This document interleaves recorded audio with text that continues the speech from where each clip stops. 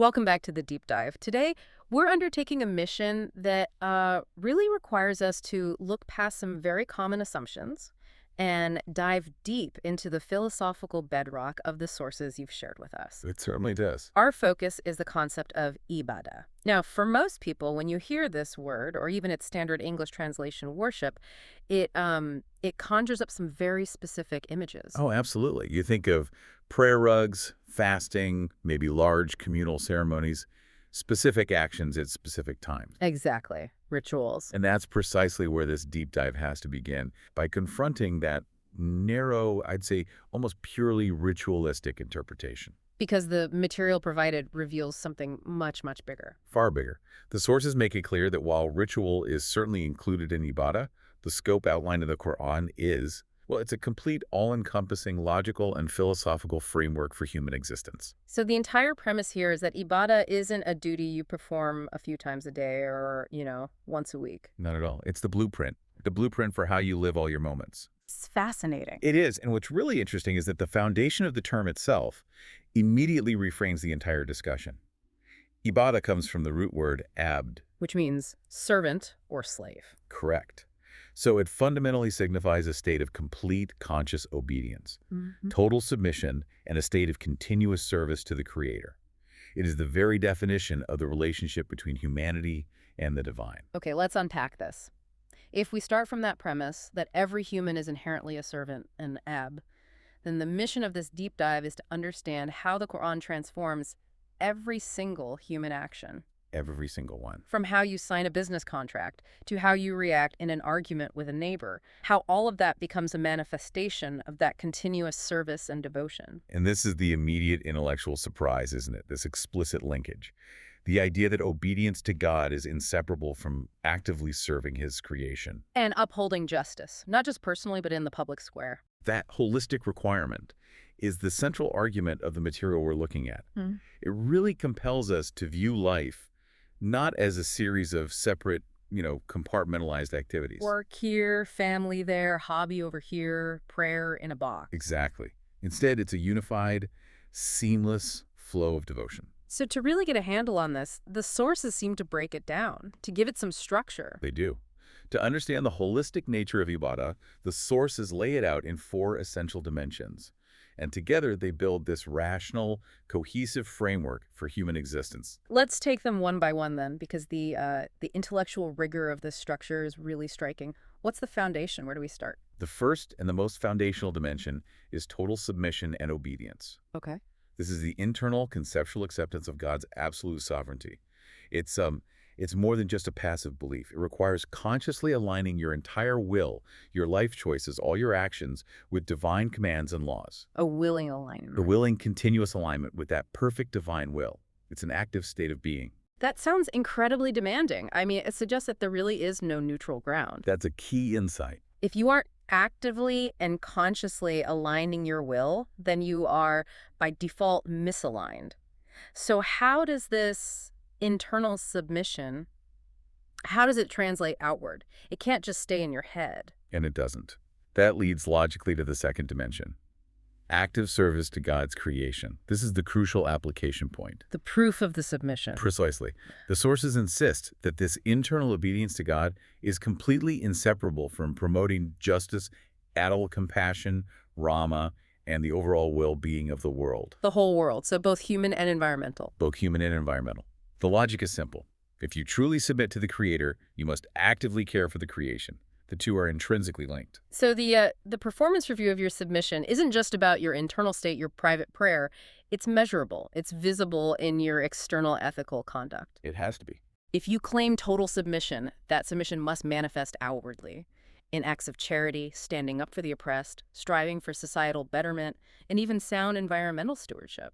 And these aren't optional extras. They aren't bonus points. They are the necessary integral parts of the devotion itself. Precisely. And because that service is continuous, it takes us right to the third dimension.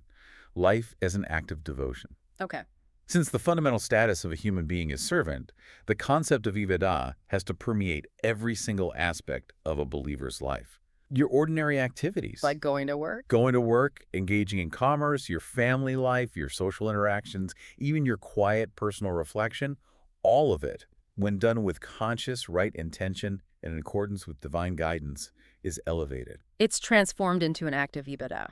It is. That is a really profound shift in perspective. It means the separation we so often enforce between the sacred and the secular, what happens in a place of worship versus what happens in a boardroom, that distinction essentially collapses. Or, perhaps more accurately, the secular becomes sanctified. Right. The daily mundane effort to earn an honest living becomes just as much an act of devotion as a formal ritual prayer. Indeed. It introduces this incredible level of accountability and intention into every single interaction you have. But for this whole system to work, for it to remain intellectually honest, it needs something more. It can't just be blind habit. And that's the fourth pillar. Rational and conscious engagement. This is critical. True ibadah is not blind adherence, nor is it based on, just inherited cultural habit. The sources repeatedly call for the use of the intellect, of aql, and for reflection, tafakkur, and contemplation, tadabbur. Yes, this devotion must be a reasoned, insightful obedience. It has to stem from a conscious understanding of the divine wisdom and purpose behind the commands. So you're not just following rules. You're understanding the system. The Quranic framework repeatedly challenges you, the listener, to observe the universe, reflect on the social and moral order, and use your reason. This intellectual inquiry actually strengthens the spiritual dimension. How so? Because the believer is then acting out of profound conviction, not just impulse or cultural pressure. The service becomes rational and deeply, deeply understood. This comprehensive view we've just explored, it really stands in sharp contrast to the common understanding of worship in so many contexts. A very sharp contrast. So what are those narrower definitions typically focused on? Generally, traditional religious worship, as it's commonly understood, concentrates heavily on defined ritualistic practices. Formal acts. Yes, formal acts like specific prayers, sacrifices, or defined bodily postures that you perform at specific times to honor or communicate with the divine. These are often very highly structured events, communal services, personal devotional acts, things that have a defined beginning and end and a specific physical form. Exactly. They also heavily feature adoration and veneration, expressing awe, love, and devotion, often with the specific goal of seeking blessings or grace or forgiveness for personal failings. The focus there is overwhelmingly on the direct vertical relationship, isn't it, between the individual and the divine being? It is. It's very personal and direct. So while the Quranic concept of ibadah certainly includes the physical and spiritual mechanics of ritual things, like formal prayers or pilgrimage, it absolutely refuses to be contained by them. And that's the key distinction. That is the key distinction. The sources argue that when ibadah is reduced solely to rituals, it risks becoming mechanical, a performance without heart, or worse, without ethical follow-through.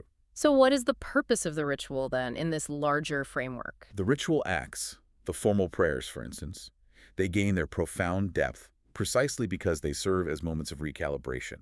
They reinforce the continuous, holistic submission that must govern your behavior outside of the dedicated ritual time. Ah, okay, so they're like anchors. They are anchors for the 247 devotion, not the entirety of the devotion itself.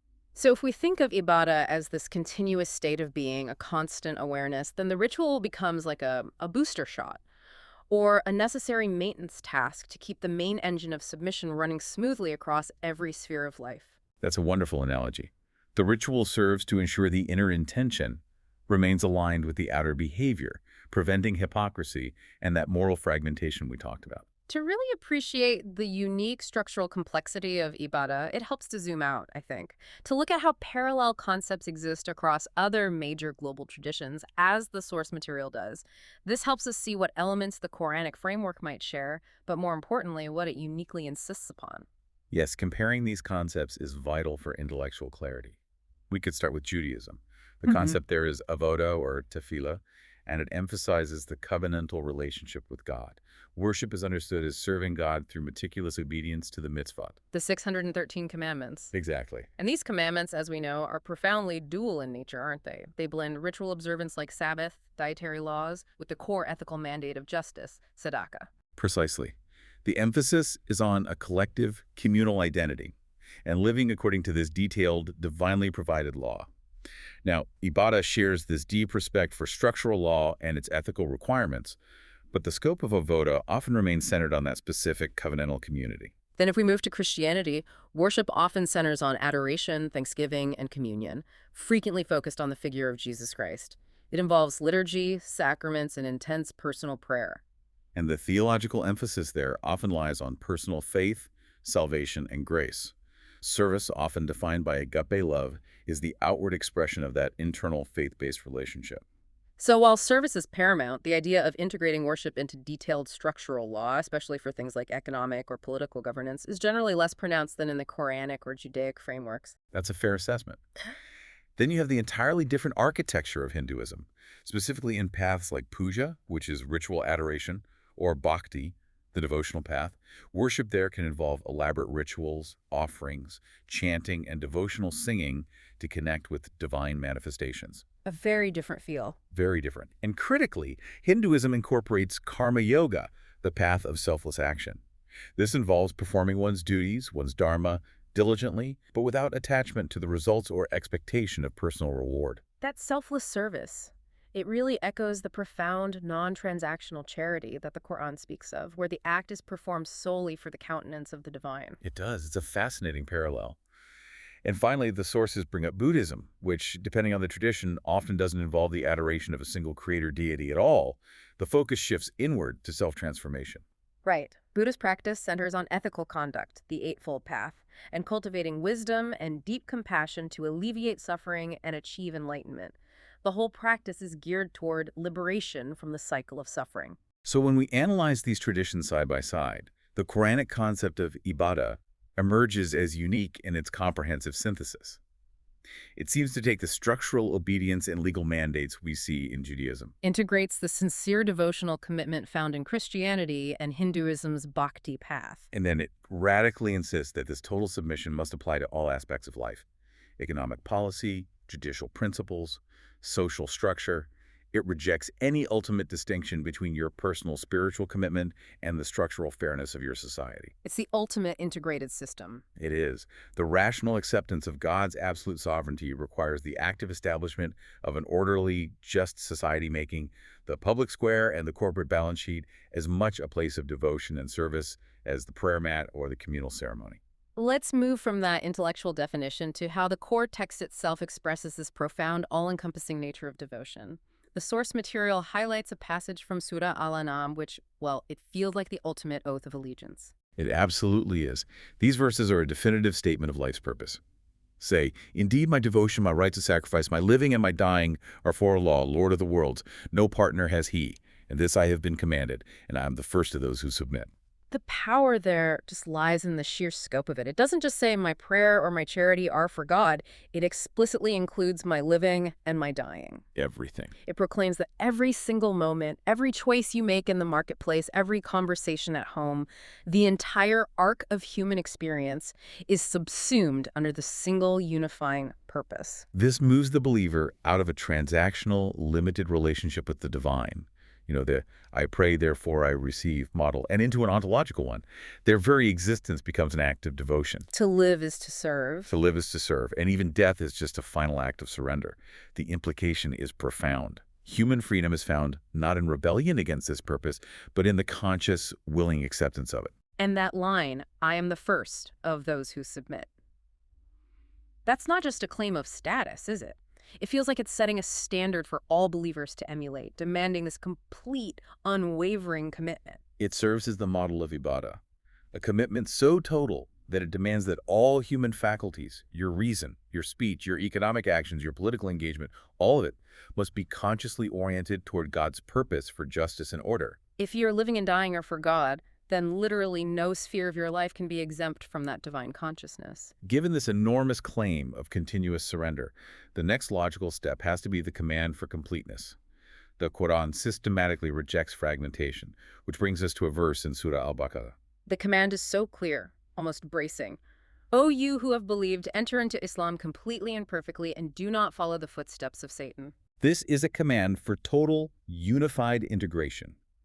It insists that the Quran's ethical and legal framework must be incorporated into all aspects of life: your personal behavior, your family dynamics, and the collective system of your society. There's just no allowance for half measures. From a logical architecture standpoint, why is this demand for completeness so strict? Why is selective observance seen as such a danger? The warning is critical because selective observance is the path to moral fragmentation and ultimately to hypocrisy. If you only adopt the teachings that are comfortable or convenient or financially rewarding. For instance, praying in public, which costs nothing. Right. While neglecting other commands that demand real self-sacrifice or structural change like ensuring fair labor practices in your business, you erode the very integrity of your submission. It creates a bifurcated morality. You're pious in the ritual, but potentially cruel in the marketplace. Exactly. And the sources define resisting the footsteps of Satan as rejecting these half measures, which only breed doubt and social discord. Complete Islam as a system must govern your behavior, your economics, your governance, and your spirituality under one coherent divine plan. You can't claim devotion while fragmenting your ethical life. That internal contradiction is what undermines true ibadah. It's challenging, isn't it? Especially in a modern pluralistic society where we are often encouraged to compartmentalize our faith. This verse says that compartmentalization is fundamentally opposed to the idea of submission itself. It demands an intellectual and a practical consistency. If you believe the system is true and perfect, why would you only apply, say, 10% of it? That would be irrational. And ibadah, as we established, must be rational and conscious. This holistic commitment, it finds its ultimate measure in social and communal life, which the Quran explicitly links to success. Where does true success lie, according to these sources? It takes us to a verse in Surah An-Nur.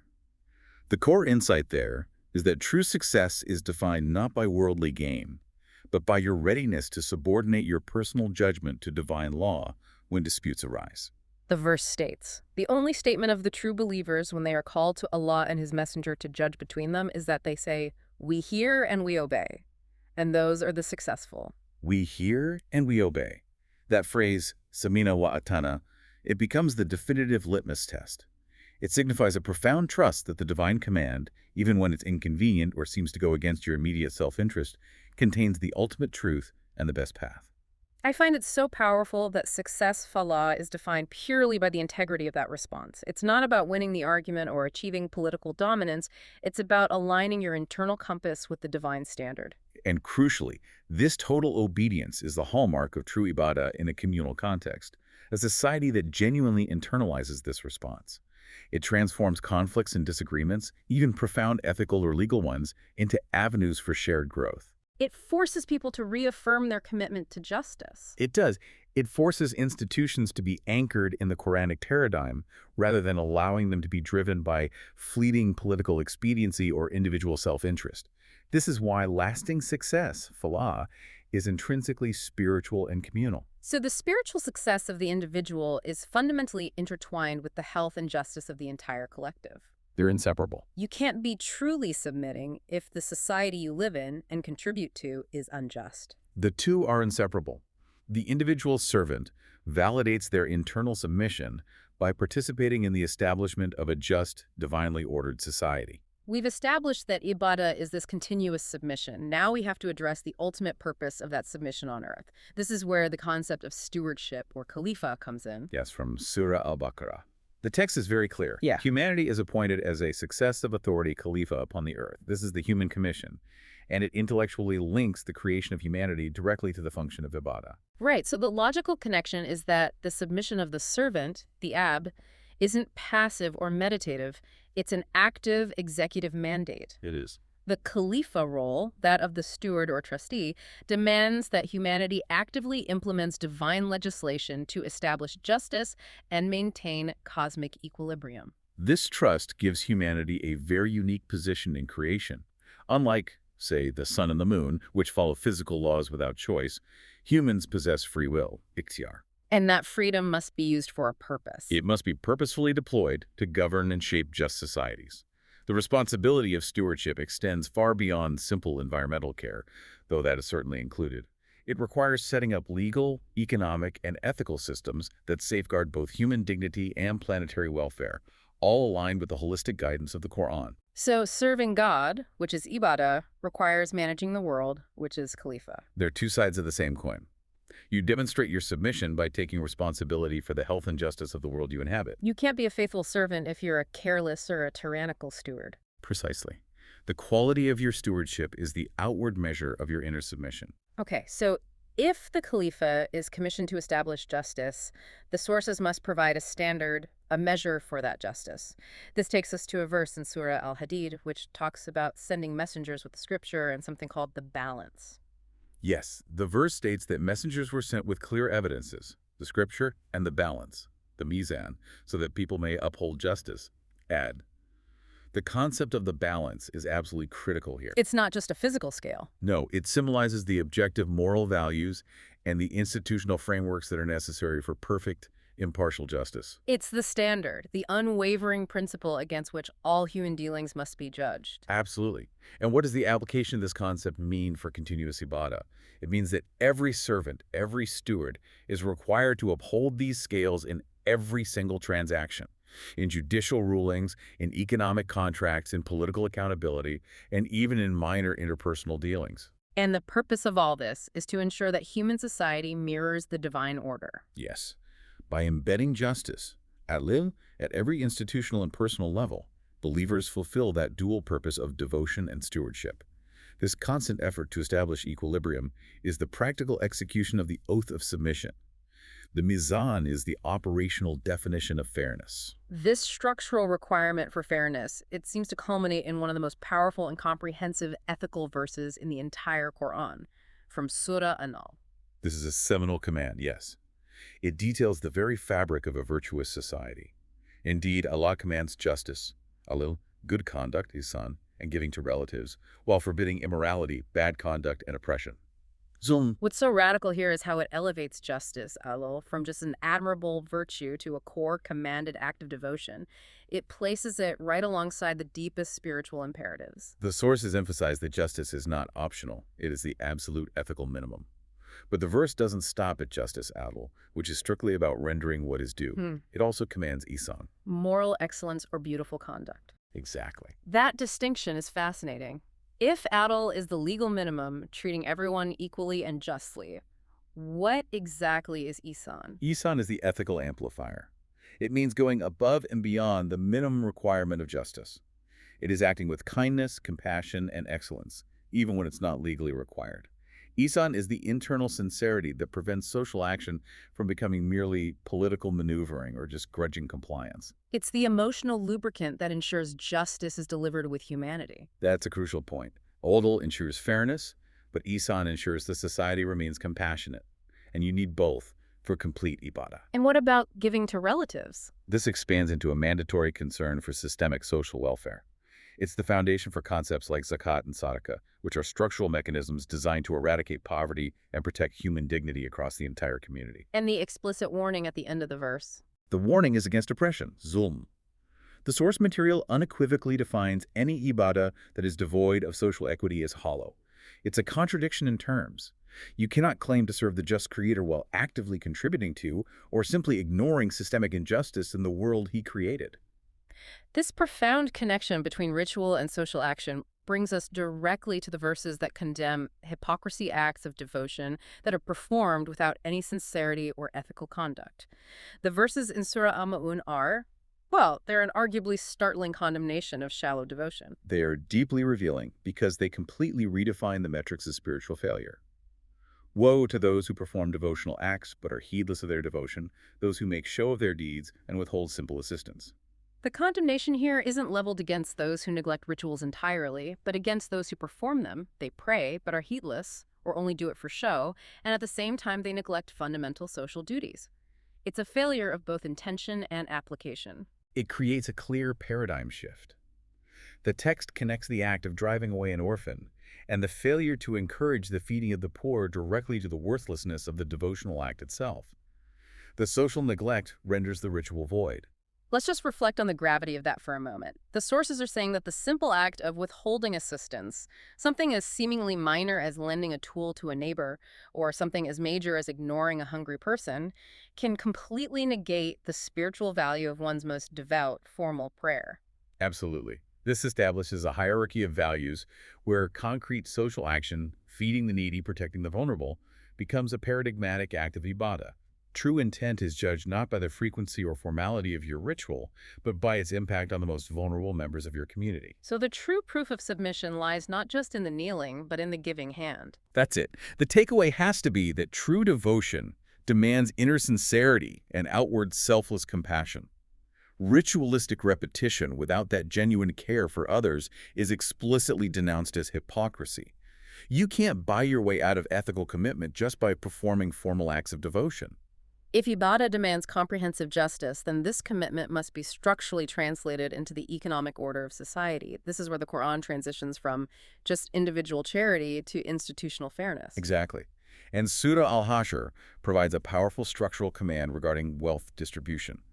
The instruction is that wealth must circulate so that it will not be a perpetual distribution among the rich from among you. That is a radical economic statement. It moves beyond simply encouraging individual generosity and issues an injunction for systemic structural justice. It mandates dynamic wealth circulation, institutionalized taxation, social welfare mechanisms, and cooperative economics. This is where the philosophical architecture gets really interesting, isn't it? This is not just moral advice. This is a constitutional mandate to prevent systemic inequality, to prevent the perpetuation of wealth only among a privileged elite. Correct. The commitment to Ibadah must manifest as a structural commitment to empowerment. A society that claims submission must actively organize its resources and its systems to ensure they serve the needs of all its members, not just a privileged few. Economic justice is not an afterthought or a political platform. It is integrated into the submission itself. So the performance of Ibadah demands a constant critique of wealth accumulation, ensuring that the system is structurally fair and not just designed to consolidate resources at the top. This connects right back to the Khalifa mandate. Stewardship requires managing resources for the collective good, not for personal hoarding. It defines how a society should be organized to reflect God's justice. If the wealth of the community stagnates and only circulates among the few, that society, regardless of how often its inhabitants pray, is failing in its core act of ibadah. Moving from these large structural systems down to the most minute expression of human sincerity, the source material highlights the highest intention behind charity in a passage from Surah Al-Insan. This passage exalts the purest form of selfless charity, giving food to the needy, the orphan, and the captive. And crucially, it includes the intention behind the act, saying, "We feed you only for the countenance of Allah. We wish not from you reward or gratitude." That defines the absolute purity of the motive. The act of giving is rendered without any expectation of worldly reciprocity, not even a simple thank you, no recognition, and certainly no hope of political or social praise. The only expectation is the acceptance of the divine. This embodies the Quran's vision of unconditional compassion, rahmah, and complete sincerity, ikhlas. It demonstrates that the giver views the act of service as a privilege, a direct interaction with God, rather than an obligation to be rewarded by humanity. This voluntary welfare, when integrated into daily life, it deepens community bonds and enacts an ibadah that is both practical, someone gets fed, and profoundly spiritual. The heart is purified. It shows that the purest form of love for God is expressed through genuine, selfless service to humanity. The intention elevates the action. What might be seen as a simple humanitarian act in another framework is here elevated to the highest form of spiritual devotion, because the intention is purely singular, to seek the pleasure of the Creator. We've established that ibadah is the total intention of submission, and we've seen how that submission requires the establishment of justice. The material now points us to the specific blueprint for executing that submission in the real world, the Sharia. The term Sharia itself is beautiful and evocative. Linguistically, it means a well-trodden, clear, and life-giving path to water, an absolute necessity for survival in an arid land.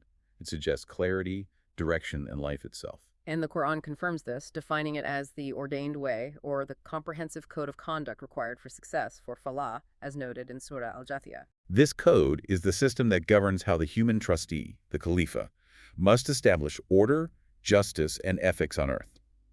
It is the practical means by which the intention of ibadah is transformed into a functioning, just reality. So what's the holistic scope here according to the sources? We need to tackle the common misconception that this term is very narrowly defined. It is entirely comprehensive. The Sharia regulates every sphere of life: private ethics and moral conduct, social dynamics, economic policy, political accountability, and judicial principles. It's presented as the perfect law governing human behavior, mirroring how Sunnat Allah, the fixed, unchanging laws of nature and the cosmos, govern the physical universe. So it's not simply a penal code, it's a holistic set of principles designed to ensure the survival and flourishing of society by preventing chaos and oppression. Exactly. Like that path to water, this system prevents society from collapsing into chaos or injustice. It provides the sole standard of accountability against which every human action, be it in government or on the shop floor, is judged. This brings us to the crucial intellectual connection. If Ibadah is the internal intention to submit, then Sharia is the external system that dictates how that submission is executed in the real world. Logically, you can't claim submission while rejecting the defined system of action. That is the core philosophical point. Claiming to accept the divine command but then choosing your own arbitrary human-made framework for action is an internal contradiction.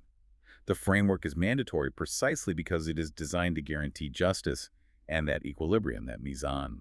And this framework also provides protection against arbitrary, self-serving human authority, which the sources warn against. Precisely. The text commands resistance against the inclinations of those who do not know, which includes the blind following, taqlid of cultural habits, political expediency, or simply inherited tradition that actively contradict divine guidance. The framework forbids arbitrary rule, ensuring that ultimate sovereignty, hakimiyya, remains exclusively with the Creator. So Ibadah, when applied to legislation, means consciously adopting the principles of this divine blueprint over human caprice. It's a radical concept in political philosophy. It establishes an absolute moral ceiling above human legislators, ensuring that governance itself becomes an act of ibadah, perpetually accountable to a higher moral authority focused on justice for all. It ensures that power is managed justly. The philosophical depth here lies in recognizing that the system is designed to prevent systemic zulm or oppression, making objective justice the rule, not the exception, in every governmental and societal endeavor. This command for a comprehensive system brings us right back to the necessity of total integration, and it warns against selective belief. The Quran provides a stark consequence for this internal contradiction in Surah al-Baqarah. The warning is severe, isn't it? Because the consequence is not just spiritual, but social. Then do believe in part of the scripture and disbelieve in part. Then what is the recompense for those who do that among you except disgrace in worldly life? Why is selective observance, picking and choosing the parts of the divine message we like, so destructive that it leads to worldly disgrace? It fundamentally fractures communal unity. It undermines the foundational trust in the guidance. If the divine law is viewed as a menu rather than a coherent structure, it ceases to be a system of justice and becomes merely a collection of personal preferences. It reduces ibadah to an empty shell. Exactly. If the framework is only applied when it's convenient, it invites chaos and hypocrisy, which naturally lead to disgrace and social discord. The implication is clear. Intellectual honesty and integrity require accepting the divine message as a coherent, unified whole.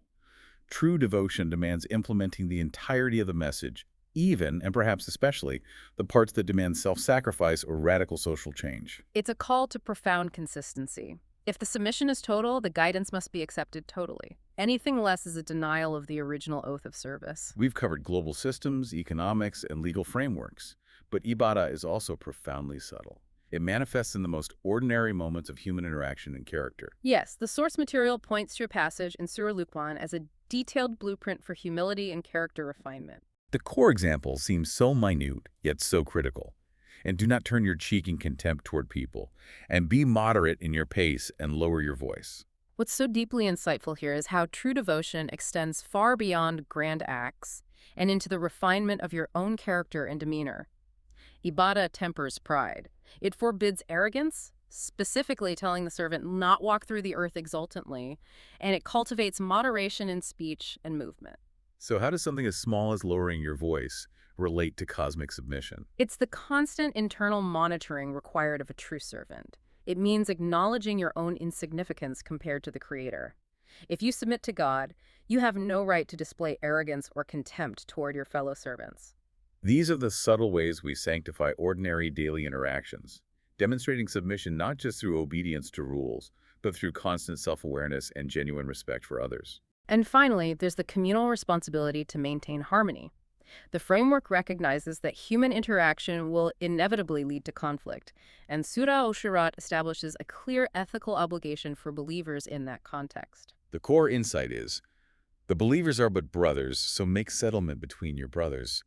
Reconciliation, mutual care, and the active resolution of conflict are defined as profound, non-optional forms of ibadah. This elevates conflict resolution to a collective act of devotion. Resolving disputes under Quranic principles strengthens social cohesion, ensuring that the community itself reflects the order and justice demanded by the total submission. It shifts ibadah from a purely individualized spiritual pursuit to a collective responsibility to foster harmony and justice. When disputes are resolved fairly and compassionately, the community structure itself becomes a healthy, functioning manifestation of divine will. The peace and cohesion of the community are directly tied to the sincerity of the members' submission. So, as we come to the end of this deep dive, the intellectual findings seem consistently clear. Ibadah is fundamentally a comprehensive lifestyle framework where personal virtue and rigorous societal justice converge. It is. It's the rational, total submission of the servant, the abdi to the divine will, executed through the comprehensive system of justice known as Sharia, and continuously manifested in sincere, unconditional service to humanity and the earth. The depth of this concept is truly transformative. It mandates that you, the believer, look beyond ritualistic appearances and judge devotion instead by ethical integrity and structural fairness. It takes the entirety of human life from managing global economics to whispering a kind word to a subordinate and transforms every single action into an act of devotion. That holistic mandate, rooted in the idea of being a true servant, is underscored by the ultimate goal of the believer. The sources emphasize that while temporary worldly rewards exist, a verse in Surah At-Tawbah states that approval from Allah is greater. It is that which is the great attainment. We see that genuine ibadah springs from seeking divine pleasure above all else. This singular focus transforms even the most mundane and seemingly unglamorous duties like honest trade, raising a child ethically, or maintaining civic peace into pathways to eternal felicity. It anchors every single action in an elevated, pure intention.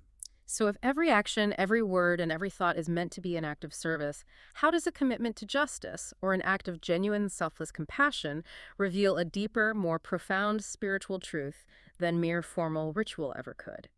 This is the holistic call of Ibadah, a challenging and profound standard for every moment of human existence, demanding both sincerity in the heart and justice in the world. Thank you for joining us on this deep dive.